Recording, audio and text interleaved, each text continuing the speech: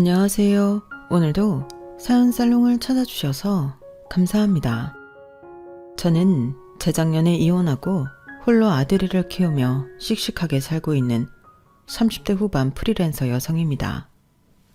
말이 30대지 곧 있으면 마음을 앞두고 있는데요. 벌써 제가 40이라니 실감이 아직 잘 나지 않아요. 제가 생각하는 마흔은 좀 달랐거든요. 어느 정도 안정된 위치에서 돈도 좀 여유가 있고 아이도 제법 커서 남편이랑 못다한 연애도 다시 하며 그런 행복한 시간을 보낼 줄 알았는데 제가 맞이하게 될 마흔은 좀 다를 것 같아요. 일단 남편이 없다는 게 가장 큰 다른 점일 것이고 그 밖에는 사실 결혼 전보다 지금이 훨씬 여유가 있는 편인데 그래도 마흔이라니. 나이의 앞자리가 바뀐다는 게 조금은 아쉽고 씁쓸한 것 같아요. 솔직히 저는 그 전까지 젊음을 만끽할 여유도 없었고 생활도 그다지 행복하지 않았거든요. 그런데 이제는 좀 살만하고 행복을 느끼며 살고 있는데 제가 벌써 중년이라는 딱지를 달게 되었으니 그게 참 안타까워요. 이럴 줄 알았으면 이혼이라도 빨리 하는 건데 무슨 미련을 그토록 오래 갖고 버텼는지 몰라요. 그리고 이런 말 좀 이상하게 들릴 수도 있는데 이혼은 제 인생에서 제가 두 번째로 잘한 일인데요. 왜 첫 번째가 아니냐고 물어보신다면 첫 번째는 제가 남편의 반대에도 아들을 낳았다는 거였어요. 남편은 아이가 돈만 많이 들고 우리의 발목만 잡을 거라며 낳는 걸 반대했거든요. 그런데 저는 처음부터 결혼하면 무조건 아이를 낳고 싶었고 운명처럼 찾아온 아이를 포기할 수 없었는데요. 남편은 아이가 생겼다고 말을 해도 아이를 낳지 말자고 했어요. 아직 세포에 불과할 뿐이야. 죄책감 가질 것 없어. 우리 인생이 먼저지. 이렇게 말하는데 인간이 어찌나 악하고 이기적으로 보이던지 저는 그럼에도 불구하고 제 고집으로 아이를 낳았어요. 그리하여 그 일로 남편과 사이는 더 멀어졌고 지금 생각해도 너무 화가 나는 못난 취급도 많이 받았는데 그래도 제 인생에 제 아들이 없었다면 저는 지금의 이 온전한 행복을 누리지 못했을 겁니다. 이런 행복을 그 인간은 절대 죽을 때까지 알지 못할 거예요. 지금도 제가 아이를 낳겠다고 고집 부릴 때 남편이 했던 말이 기억에 생생한데 그놈이 했던 말을 옮기자면 이러했어요. 알았어. 대신 자기가 낳고 싶어서 낳는 거니까 나한테 책임 전가하지 마. 자기가 원해서 낳는 거야. 그러니까 나한테 도와달라고 할 생각도 하지 말고 다른 일에 지장 주면서 애 핑계대면 안 된다. 애 있다고 생활비 더 내고 그러지 않을 거란 소리야. 그래도 낳고 싶은 거지? 그럼 여기에 각 썼어. 정말 기가 막혔죠. 애는 뭐 저 혼자 만들었나요? 자기도 책임이라는 게 있고 우리가 처녀총각도 아닌 부부인데 저런 말을 다른 사람도 아닌 내 남편한테 듣는다는 게 너무 실망스러웠어요. 하지만 미우나 고우나 아이 아빠였고 처음에만 그렇지 아이를 낳고 같이 키우다 보면 없던 정도 생겨 마음이 또 바뀔 수도 있을 거라고 생각했는데요. 그래서 일단은 알았다고 하고 아이를 낳기로 했어요. 그런데 남편놈은 정말 자기가 말한 그대로를 실천하는 천하의 못된 놈이더군요. 한마디로 아빠 자격도 없는 놈이었죠. 그리고 이혼한 지금 저는 아들이 남편보다 100배, 아니 1000배는 더 든든하고 의지가 되는데 이런 아들을 그 인간 말 듣고 포기했다면 어쩔 뻔했을까? 저는 매일매일 제 선택에 감사할 따름입니다. 이렇듯 첫 번째 잘한 일은 저희 아들을 낳은 것이고 두 번째가 그 못돼 처먹은 남편놈과 이혼한 건데 지금부터 그 못된 놈이랑 제가 어떻게 이혼하게 되었는지 그 사연을 한번 적어볼까 합니다. 이혼이라는 게 자랑은 아니죠. 하지만 제가 겪어보니 참고 사는 것보다 이혼한 게 훨씬 나은 경우도 있었는데요. 적어도 저는 그랬어요. 저는 시간을 되돌려 다시 그놈이랑 이혼할 거냐고 물어본다면 1초도 망설이지 않고 무조건 예스라고 대답할 건데요. 그만큼 오래 고민했고 심사숙고했기 때문에 후회가 없거든요.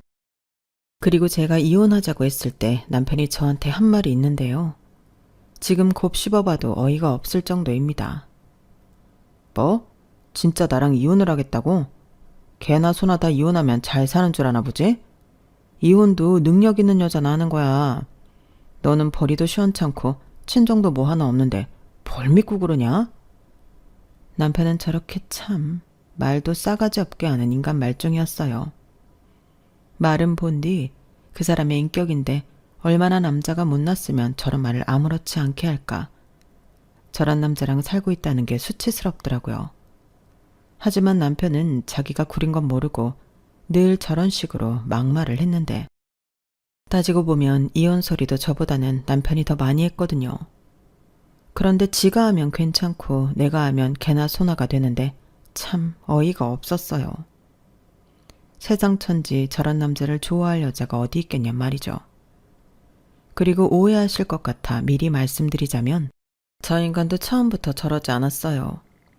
연애할 때는 하늘의 별도 달도 다 따다 줄 것처럼 저에게 최선을 다하는 남자였죠. 거기에 나름 신혼에는 같은 목표를 갖고 열심히 사는 동반자였는데요. 문제의 시작은 제가 남편이 원치 않았던 아이를 임신하고 아이 때문에 직장을 그만두자 시작되었어요. 인간이 아주 180도 바뀌더라고요. 그리고 문제의 행동과 막말을 시작했는데 어쩌면 제가 몰랐을 뿐 그게 그 남자의 본 모습일지도 모르겠어요. 하지만 남편은 자기가 원한 건 전업주부 와이프가 아니라며 저만 보면 돈돈돈 거렸는데요. 그게 어찌나 더럽고 치사하던지 그 뒤로는 무슨 충격요법이라도 되는 듯 남편은 저만 보면 기승전 돈으로 저를 압박하더군요. 그리고 그때마다 남편은 이렇게 말했죠. 나한테 돈으로 무시당하기 싫으면 나가서 나처럼 동등하게 돈을 벌어. 이러더라고요.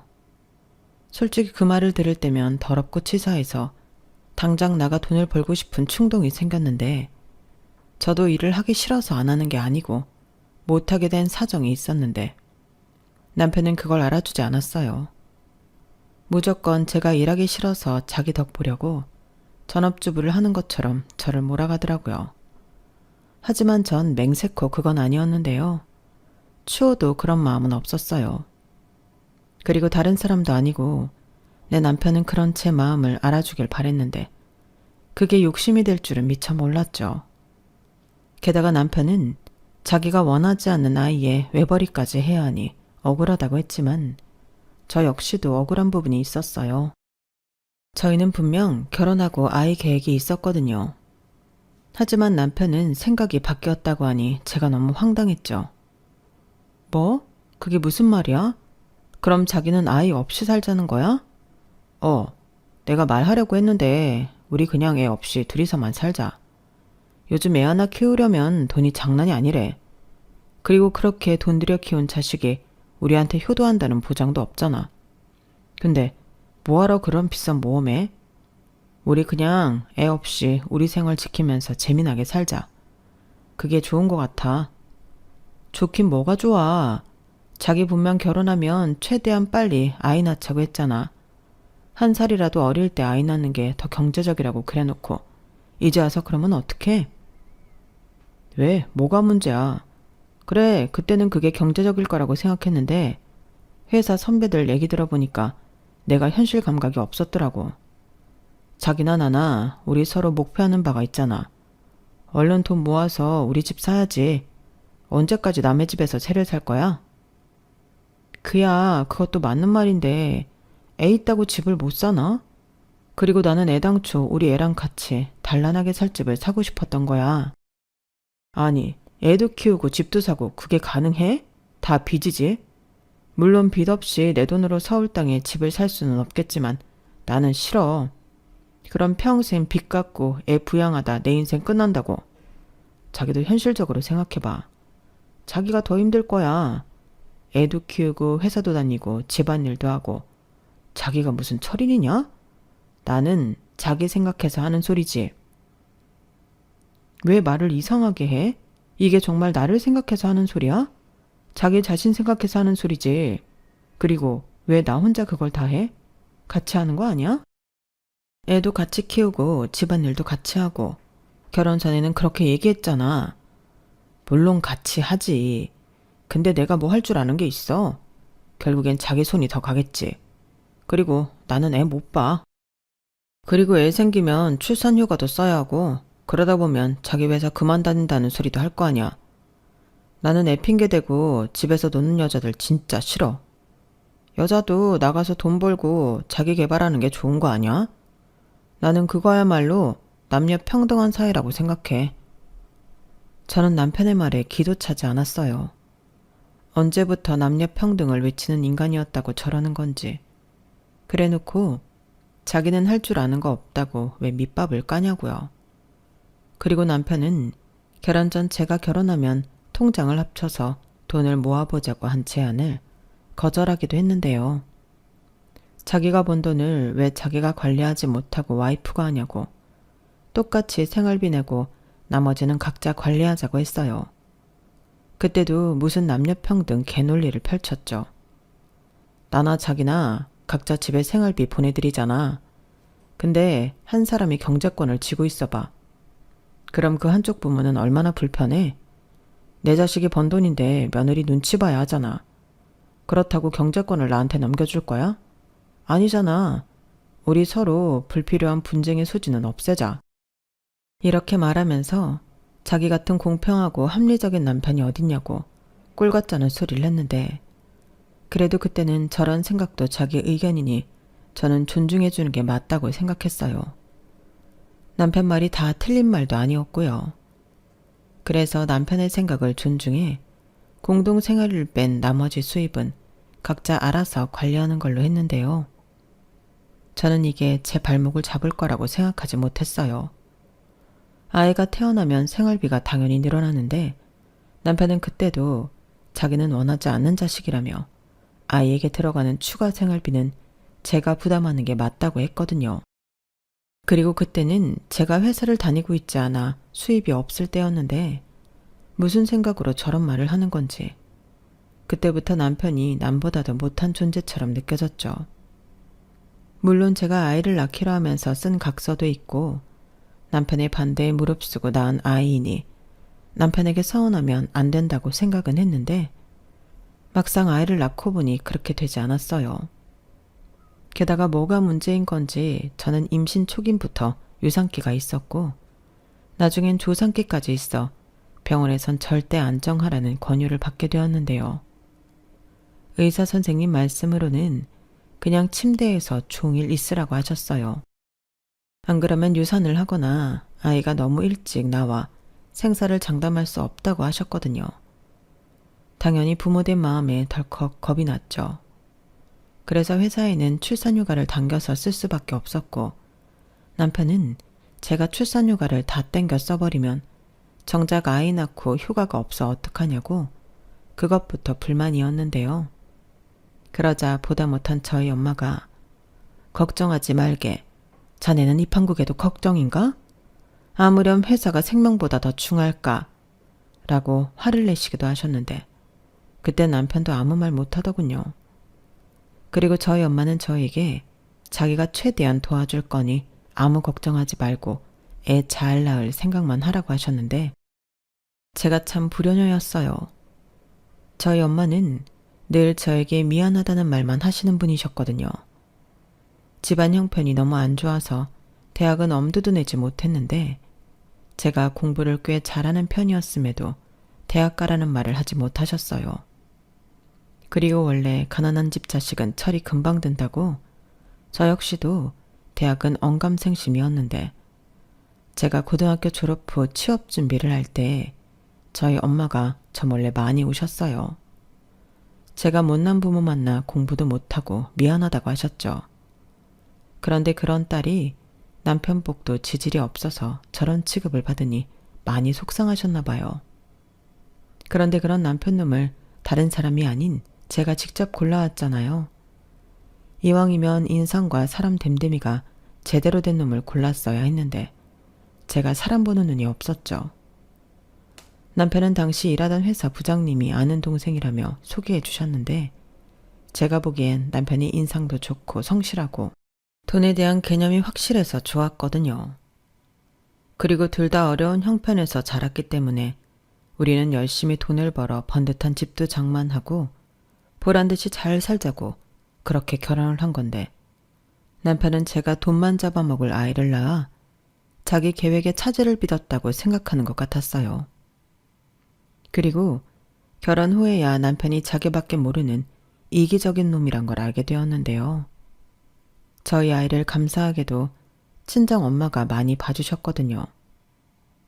게다가 그 자식의 그 부모라고 시부모님도 손주 이쁘다고 보고 싶다고만 하실 뿐 봐주신다고 하는 법이 없었는데 저희 엄마가 아이 봐주느라 고생을 하는 걸 알면서도 남편은 한 번도 저희 엄마에게 감사하다고 한 적이 없었어요.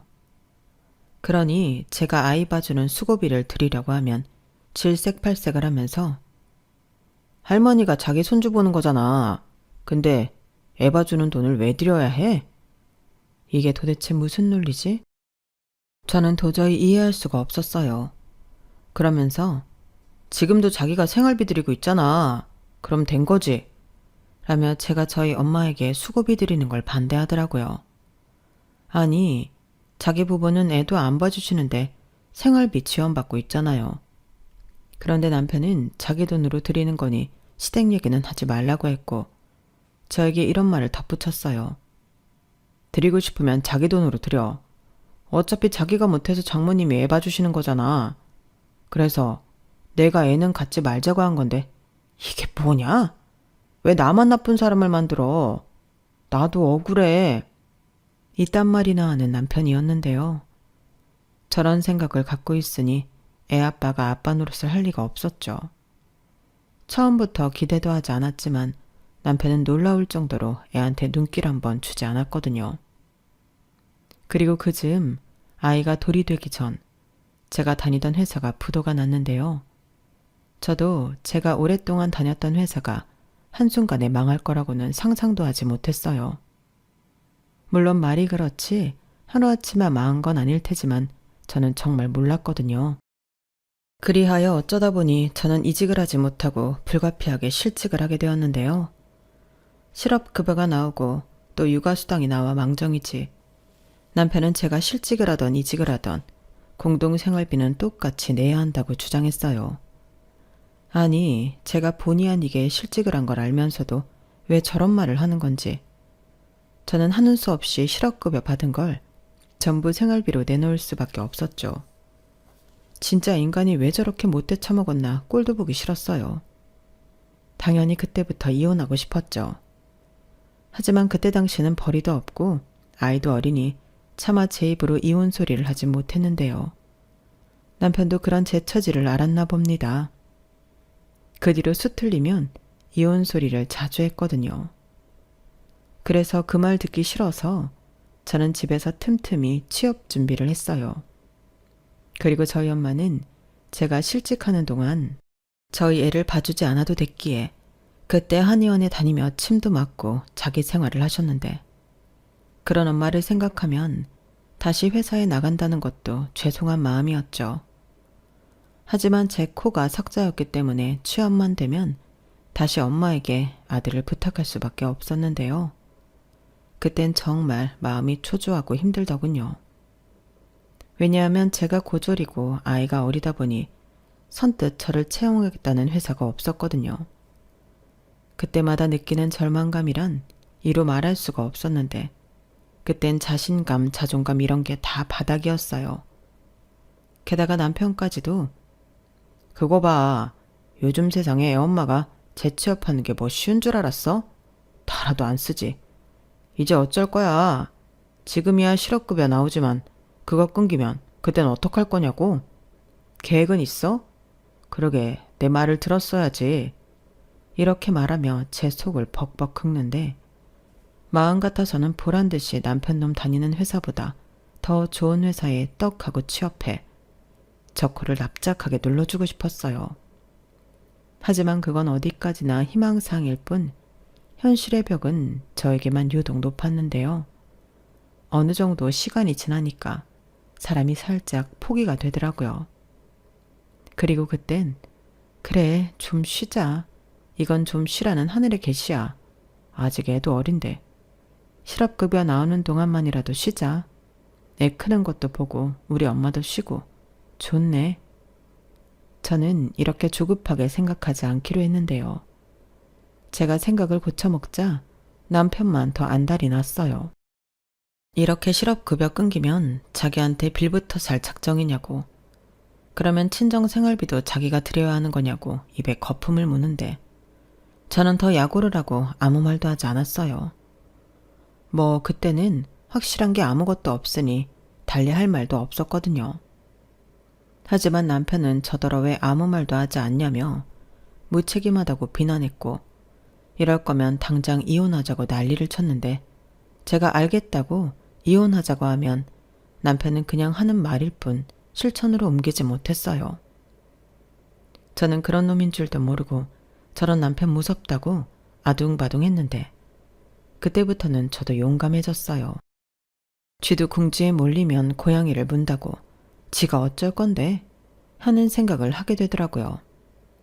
그리고 어차피 혼인신고는 했고 내 아들의 아빠이니 죽이 되든 밥이 되든 어디 한번 해보자 하는 심정으로 남편이랑 살았는데 그래도 그때까지는 어떡하든 그 인간이랑 잘 살아보고 싶은 마음도 있었던 것 같아요. 하지만 인간이 어디 변하나요? 원래 인간은 죽기 전에 변하는 거니 제가 바라는 일은 일어나지 않았죠.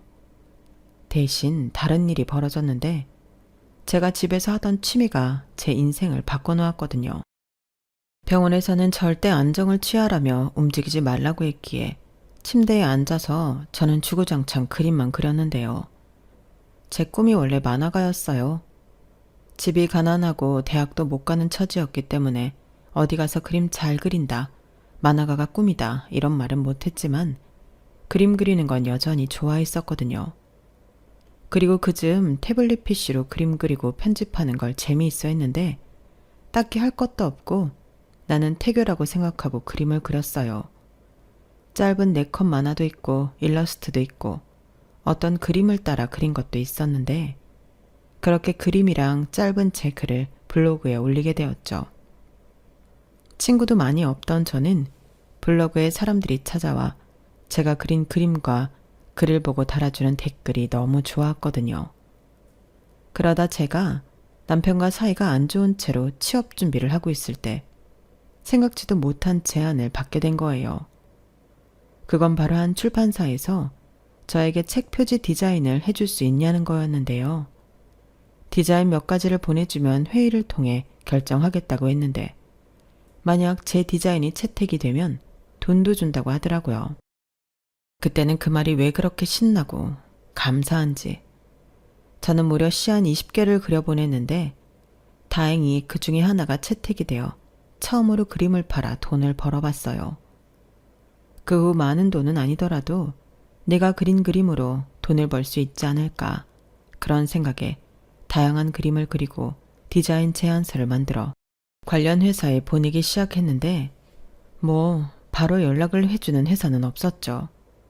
그래서 어쩌다 한번 있던 기분 좋은 이벤트였구나 하고 포기하고 다시 취업 준비를 했는데 한 작은 사무실 같은 곳에서 청첩장 디자인을 해줄 수 있냐고 제안을 받게 되었어요. 남편은 그런 거 몇 개 해준다고 그게 돈이 되냐? 여전히 저를 무시했는데 좋아하는 일로 돈을 벌 수 있다는 게 저는 너무 신이 났어요. 하지만 남편은 제가 해야 하는 취업 준비는 등한시하고 돈도 안 되는 그림이나 그리고 있다며 답답해했는데 그러다 남편의 한마디가 제 뒤통수를 후려 갈겼어요. 너 취업 준비는 하긴 하니? 하는 척만 하고 너 하고 싶은 것만 하고 있지. 결국엔 내 돈만 갖다 먹으려고 수작 부리는 거네. 식충이도 아니고 왜 남한테 피해를 주냐? 애도 그래. 자기 혼자 건사도 못할 거 낳긴 왜 낳아? 이렇게 말하는데 저는 그땐 참기가 힘들었어요. 어떤 남편이 와이프가 돈 좀 못 벌어온다고 식충이 소리 하나요? 게다가 자기 핏줄인데 아이를 상대로 저런 말을 하는 남편 놈을 보니 아들에게 미안한 마음까지 들었는데 그때 이런 생각이 번개처럼 제 뇌리에 꽂혔어요. 저 인간은 내가 아프거나 다쳐서 어디 불구라도 된다면 나를 자기 힘들게만 하는 짐짝 취급하면서 밖에 내다 버리겠구나. 이런 생각이 들었죠. 그리고 그때 깨달았는데요. 비록 제 처지가 좋다고는 할 수 없지만 더는 비참하게 살면 안 되겠다는 생각이 들었어요. 따지고 보면 남편이랑 한 집에서 같이 살긴 했어도 남편 도움으로 살진 않았거든요. 남편 역시 제가 나중에 자기한테 의지할까봐 저런 말들을 한 건데 아직 일어나지도 않은 일로 내가 왜 저딴 말을 들어야 하나 서러움이 복받쳐 오르더라고요. 그리고 저는 결심했죠. 저런 인간이랑 살면서 불행하느니 가난하고 힘들어도 제 아들이랑 행복하고 싶었어요. 그래서 친정 엄마에게 이런 제 생각을 전했고 저희 엄마는 1초의 망설임도 없이 너 하고 싶은 대로 해. 뭐가 무서워서 참고 살아? 너랑 우리 손자 굶을까봐 그래? 엄마가 그렇게는 안 만들어. 이렇게 말해주셨는데 그 말이 참 감사하고 용기가 났어요. 저희 아빠는 심기가 불편하신 듯 아무 소리도 하지 않으셨지만 차마 자기 딸한테 참고 살라고는 할 수 없는 눈치더라고요. 저희 아빠도 따지고 보면 좋은 남편, 좋은 아빠는 아니었는데 그렇기 때문에 엄마가 고생을 많이 하셨죠. 일은 엄마가 더 많이 했는데 그 돈을 제일 많이 갖다 쓴 사람도 저희 아빠였거든요. 그러니 자연스럽게 저는 아빠를 좋아하지 않게 되었고 엄마가 그걸 아셔서 중간 역할에 신경을 많이 쓰셨는데 제가 이혼 이야기를 했을 땐 달랐어요. 저희 엄마가 아빠에게 아무 소리도 하지 못하게 하셨더라고요. 하나 있는 딸 자식, 나처럼 참고 살라고 안 할 거야. 당신도 애한테 도움될 거 아니면 아무 소리 하지 마. 알겠어? 당신 지금 따뜻한 밥 먹고 이러고 사는 거 내 덕이고 내 딸 덕인 줄 알지? 싫은 소리 한마디라도 해봐. 내가 당신 때문에 참고 살았어? 내 딸 때문에 참고 살았지. 이렇게 엄마가 단도리를 해준 덕에 저는 아빠 눈치도 보지 않고 이혼을 진행했어요. 일단 남편에게 합의 이혼 서류를 내밀었죠. 그러자 남편은 콧방귀를 끼며 이혼 서류를 제 눈앞에서 쓰레기통에 버렸는데 제가 쇼를 한다고 생각하더군요. 그러면서 아주 저를 많이 생각해 줬다는 듯 호기롭게 이렇게 얘기했는데요. 정말 지금 생각해도 어이없어서 웃음이 절로 나오네요. 이게 지금 지렁이도 밟으면 꿈틀한다는 거지. 괜히 내 신세 질 것 같으니까 마음에도 없는 쇼하는 거잖아. 그래 알았어. 뭐 능력이 안 된다는데 어떡하냐? 내 업보지. 딱 1년만 내가 부양할게. 대신 내 돈으로 친정에 생활비 보낼 생각은 하지 마라. 너도 양심 있지? 안 그래? 이렇게 말했어요. 나 참 이혼하자고 하는데 양심을 왜 찾고 앉아있는 건지. 저는 됐다고 필요 없다고 다시 쓰레기통에서 이혼 서류를 꺼내 그놈 앞에 내밀었어요. 그러자 조금 당황한 그놈은 다시 아무 말도 하지 않더니 나 몰래 복권이라도 맞았어? 그게 아니면 다른 남자 생겼냐? 라고 하는데 그 머리에서 나오는 생각이 너무 얼토당토하지 않으니 웃음만 나오더라고요. 그래서 그것도 아니고 저것도 아니고 너라는 인간이 너무 없어 보이고 찌질해서 같이 살고 싶지 않다고 이야기했는데 꼴에 자존심이 상했는지 남편놈은 입에 개거품을 물고 난리를 피우더군요. 자기가 어디가 어때서 그딴 말을 들어야 하냐며 저더러 호의를 베풀어 줘도 받아먹지 못한다며 큰 소리를 쳤어요. 네 친정에 뭐 있냐? 막말로 도움도 안 되는 친정 내 돈으로 생활비까지 보낼 수는 없지. 누가 뭐래? 나 우리 집에 생활비 보내라고 한마디도 하지 않았어. 그럼 왜 이러는데? 내가 1년 동안 시간 준다고 하잖아. 고맙다고 엎드려 절은 못할 망정 어디서 적반하장이야? 뭐래. 나야말로 묻자. 당신이야말로 나한테 뭘 얼마나 대단하게 해줬어. 난리 날 때까지 생활비 똑바로 냈고 할 거 다 했어. 도움도 안 되는 친정이라고? 웃기고 있네. 당신이나 시부모님이나 나한테 무슨 도움 준 거 있니? 우리 엄마는 우리 아들도 봐주고 때 되면 반찬도 해주고 당신 생일날 미역국 끓인 사람도 우리 엄마야. 근데 당신 한 번이라도 장모님 감사합니다 한 적 있니? 나는 내가 그런 한심한 인간을 남편으로 두고 살았다는 게 너무 싫어. 그래서 이혼하자는 거야. 왜? 자기도 걸핏하면 이혼하자고 했잖아. 왜? 너는 되고 나는 안 돼? 네가 이혼하자고 하면 내가 벌벌 떨어야 하는데 내가 이혼하자고 하니까 어이가 없어? 아니, 뭘 잘못 먹었어? 갑자기 왜 이래? 갑자기? 누가 갑자기래. 나 그동안 많이 참았어. 우리 아들 낳기 전에 말도 안 되는 각서 쓸 때도 참았고 나더러 돈 벌어오라고 돈돈돈 거릴 때도 참았잖아. 근데 식충이 소리는 도저히 못 참겠다. 아, 그거? 그래, 그건 내가 잘못했어. 그냥 홧김에 잘못 나간 소리야. 그 정도는 실수로 이해해 줄 수 있잖아. 아니, 싫어. 막은 곳 그 사람의 인격인데 내가 왜? 왜긴 너 능력 없잖아. 나 없이 네가 살 수 있다고? 지금까지 그거 믿고 까불었지. 왜? 내가 네 돈 없으면 못 살 것 같아서? 웃기고 있네. 내가 밖에 나가서 편의점 알바를 하더라도 네 돈 안 써. 너나 쥐꼬리만한 네 월급 가지고 잘 살아봐. 뭐? 쥐꼬리? 너 말 다 했어? 너는 뭐 그런 월급이라도 나오는 데 있냐? 어디서 감히? 감히 같은 소리 하네.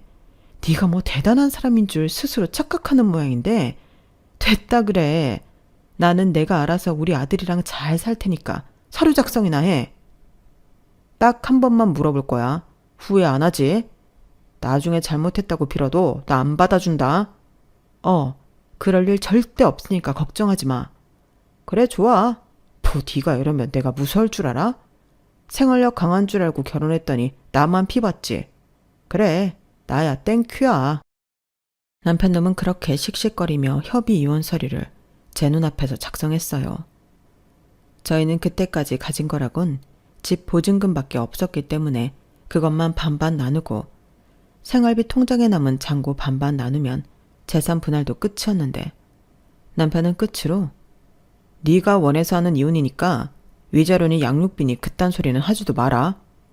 이렇게 말하면서 자기한테 돈 달라고 하지 말라고 쐐기를 박더라고요. 마음 같아서는 아이 양육비는 받아야 될 것 같아서 치사해서 싫었어요. 그놈이 어떻게 말할지 뻔히 알았으니까요. 자기가 원해서 낳은 아들도 아닌데 왜 양육비를 줘야 하냐고 할 놈이잖아요. 그래서 깨끗하게 포기했어요. 대신 서로 어떤 이유에서도 엮이지 말자고 하고 저희는 남남이 되었는데요. 아들애를 보면 미안한 마음이 컸지만 그래도 그런 아빠가 있으니 없는 게 낫지 않을까? 그런 생각으로 저는 아빠 몫까지 해야겠다고 결심했죠. 그리고 그 뒤로는 저희 엄마의 도움을 받으며 죽기 살기로 취업 준비를 했는데요. 일단 월급은 작았지만 취직을 하긴 했어요. 하지만 자꾸만 그림 쪽에 미련이 생겼고 저는 직장을 다니면서도 그림을 그렸는데 한 외국 기업에서 어쩌다 제 그림을 봤다며 자기 회사 제품의 디자인을 해달라고 제의가 들어왔어요. 근무 형태는 재택도 가능했는데 그래서 처음에 낮에는 직장에 나가고 밤에는 회사 디자인 그림을 그렸죠. 그러니 벌이도 좋아졌고 원래 좋은 일이라는 게 함께 오는 건지 여기저기서 그림을 그려달라고 러브콜이 밀려왔는데 도저히 회사를 다니면서 이것들을 전부 소화할 수가 없었어요. 그래서 과감하게 회사를 그만두고 저는 집에서 종일 그림만 그렸는데요. 손목에 파스 냄새가 가실 날은 없었지만 저는 행복했어요. 밥도 못 먹고 잠도 거의 못 자고 연신 손을 움직여야 했지만 제 얼굴은 어느 때보다 행복했죠. 그리고 돈이라는 건 제가 이런 만큼 자연스럽게 따라왔는데요. 듣기만 했지 저는 어느덧 프리랜서 작가가 되었어요. 전속계약간 회사도 여럿 있었고 제 블로그에 그림을 사겠다는 영세한 회사도 있었는데 신바람이 난다는 게 이런 거더라고요. 그리고 저는 돈을 벌어 저희 부모님과 살 아파트도 사고 말로만 듣던 외제차도 한 대 뽑았는데 저희 엄마가 고생만 하고 어디 놀러도 다니지 못해 제가 모시고 다닐 요량으로 차를 뽑았어요. 솔직히 저는 밖에 나갈 일도 잘 없기에 차는 사치가 아닐까 고민을 많이 했었는데요. 어떤 엄마가 그러더라고요. 애 키우면 때론 그런 것도 필요하다고요. 저는 남편도 없으니 모르는 엄마들은 저에 대해 이러쿵 저러쿵 할 수도 있다며 그럴수록 보여지는 걸 좀 신경 쓰라고 했는데 솔직히 그 말 때문에 외제차를 뽑은 건 아니지만 결과적으로는 참 잘한 일이었어요. 왜냐하면 본의 아니게 제가 그 차로 남편놈에게 복수를 하게 되었거든요. 그때가 제가 선물을 좀 사야 해서 백화점에 갔을 때였는데요. 다시는 보지 말자고 했던 남편놈이 어떤 어린 여자와 팔짱을 끼고 쇼핑을 하고 있었어요. 솔직히 봤어도 모른 척 하려고 했는데 그놈이 먼저 거들먹거리면서 저에게 오더라고요. 그리고 네가 웬일이냐? 백화점을 다 오고? 왜? 백화점 파트타임이라도 뛰나 보지? 그렇게 큰 소리 빵빵 치고 나갔는데 꼴 좋다. 아, 인사해. 여기는 내 여자친구. 예쁘지? 너보다 5살이나 어려. 이렇게 지가 뭐라도 되는 것처럼 떠드는데 어이가 없더군요. 그 여자한테 제 얘기를 많이 했는지 그 여자도 놀라는 눈치가 없었어요. 오히려 얘기 많이 들었어요. 그리고 어떻게 생겼나 궁금했는데 이렇게 생겼구나? 라고 하는데 참 잘 어울리는 한 쌍이었죠. 안녕하세요. 남자친구가 찌질하게 전 부인 얘기를 자주 하나 보네요. 참 인간이 안 변한다. 둘이 닮았어요. 천생연분 같아 보이는데 꼭 결혼까지 하시길. 아, 그리고 결혼하면 절대 쉬면 안 돼요. 이 인간 여자가 집에서 쉬면 식충이라고 하거든요. 나는 그 소리에 열받아서 헤어졌잖아요. 그리고 지금은 덕분에 아주 잘 살고 있는데 여기서 이렇게 만나네요? 뭐래? 네가 나랑 헤어져서 잘 산다고? 웃기고 있어. 믿던 안 믿던 그건 나랑 상관없고 우리 헤어질 때 다시는 엮이지 말자고 했는데 기억 안 나? 주접 그만 떨고 꺼져. 나 바쁘거든? 저는 남편의 기대에 다르게 더 당당하게 말했어요. 그리고 쇼핑한 쇼핑백들을 일부러 들어 보여주고 매장을 나와 주차장으로 향했는데 저 뒤에서 그놈이 뛰어오더라고요. 저에게 어디서 꼴에 허세를 부리냐며 성질을 내는데 한시도 같이 있고 싶지 않았어요. 그래서 대꾸도 하지 않고 차 키를 누르고 차로 갔는데 그놈이 제 차를 보고 입이 떡 하고 벌어져 있더군요. 이러려고 산 차가 아니었는데 그 순간은 참 통쾌했어요. 그때는 외제차 사라고 저한테 바람을 넣은 그 엄마가 고맙기까지 하더라고요. 참고로 제 차는 남편이 평소 사고 싶다고 하던 드림카였는데요. 제가 차를 잘 모르거든요. 그래서 차를 뭘 살까 할 때 지금의 제 차가 제일 먼저 생각났는데요. 이렇게 복수용으로 쓸 줄이야. 세상 일은 정말 아무것도 모르는 것 같아요. 그리고 그날 이후 부작용이 생겼는데 그 인간이 계속 전화를 걸었어요. 제가 일하는데 방해된다고 차단해버리면 다른 번호로도 열심히 걸었는데 제 업무상 연락이 자주 오는 편이라 핸드폰을 꺼놓을 수도 없어 난감했죠. 그래서 어쩔 수 없이 전화를 받았는데 자기를 딱 한 번만 더 만나달라고 사정을 하더군요. 그래서 딱 한 번이라고 약속을 받고 만나러 나갔는데 무슨 공무원이 호구조사 나온 줄 알았네요. 일은 뭐 하고 사는지 벌이는 얼마나 되는지 집은 자가인지 어찌나 캐묻던지 어이가 없었죠. 그리고 저는 어느 하나도 대답해주지 않았는데 그러자 인간은 치사하게 아들 얘기를 하기 시작하더군요. 그래도 핏줄은 핏줄이라고. 헤어지니까 나도 우리 아들이 보고 싶더라. 나도 알아. 내가 자기한테 잘못 많이 한 거. 그래서 반성 많이 했어. 그때 백화점에서 만났을 때도 사실은 나 엄청 놀랐다? 놀랐겠지. 내 차 보고 입이 아주 떡하고 벌어졌던데? 아니, 차 때문이 아니라 자기가 너무 예뻐져서 놀랐다고. 웃기고 있네. 나보다 5살 어린 그 여자친구는 어쩌고 나한테 그래? 헤어졌어. 그날 당장 헤어졌어. 나 사실 자기 못 잊었단 말이야. 그래서 하는 말인데 우리 다시 시작하면 안 될까? 자기 이제 일도 하고 잘 나가니까 나랑 동등하게 살 수 있잖아. 동등? 우리가 동등하다고 누가 그래? 내 차 봤잖아. 나 아주 잘 살아. 근데 굳이 왜? 아니 뭐 얼마나 잘 살길래. 그래도 한때 우리가 부부였고 사랑했던 사이인데 자기는 나 안 궁금했어? 전혀. 나는 오히려 백화점에서 마주쳐서 너무 싫었는데. 나는 당신이랑 살았던 그 시간이 내 인생의 제일 최악의 순간이었어. 나한테, 그리고 우리 아들한테 스스로 어떻게 했는지 벌써 다 잊은 거야? 아니, 나도 그때는 좀 억울한 마음이 컸지. 자기가 자기 마음대로 했잖아. 근데 이젠 다 이해해. 그러니까 같은 실수는 하지 않을 거야. 그러니까 나 한 번만 봐주라. 어? 그래, 같은 실수. 나도 그거 하기 싫어서 그래. 난 너랑 결혼한 게 실수였어. 그러니 나도 같은 실수는 하지 않아. 이제 우리 용건 없지? 가서 네 쥐꼬리만한 월급으로 행복하게 살아. 꼴에 나랑 우리 아들 걱정하지 말고. 우리는 네가 상상하는 것보다 훨씬 잘 살거든? 저는 그렇게 한 방 날려주고 그 자리를 미련 없이 떠났어요. 그러자 끝까지 매달려 보겠다고 이 인간이 쫓아왔는데 제가 경찰에 스토커로 신고한다고 핸드폰에 112 번호를 찍자 더는 쫓아오지 못하더라고요. 그리고 고맙게도 그날 이후 잠잠해졌는데 저는 혹시 몰라서 번호를 바꿨습니다. 처음엔 좀 번거롭고 불편하기도 했는데 어쩌나요? 불안 요소는 처음부터 없애야죠. 그리하여 지금 저는 나름 잘 나가는 프리랜서 디자이너이자 엄마로 잘 살고 있는데요. 아들은 다행히 아빠를 닮지 않고 저를 닮았어요.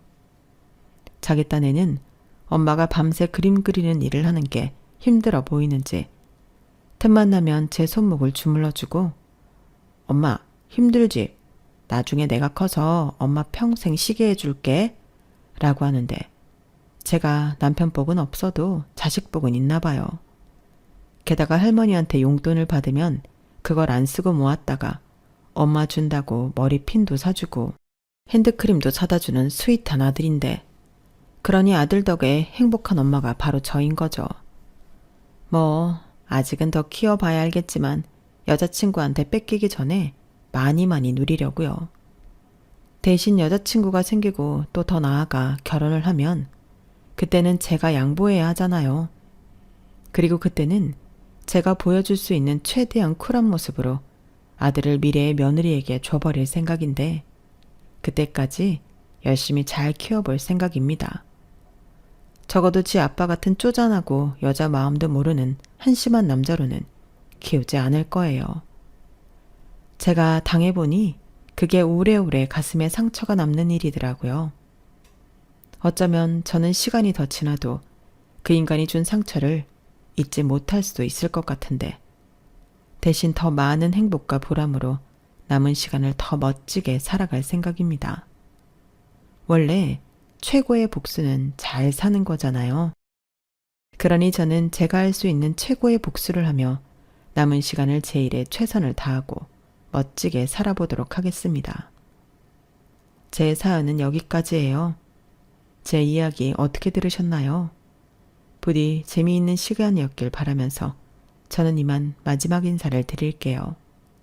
지금까지 제 이야기 들어주셔서 감사합니다. 항상 건강하시고 매일매일 보람 넘치는 행복한 날 되세요. 여러분, 사연 댓글에 응원과 현명한 조언 부탁드려요. 좋아요와 구독은 저에게 큰 힘이 됩니다. 오늘도 좋은 일 가득하세요.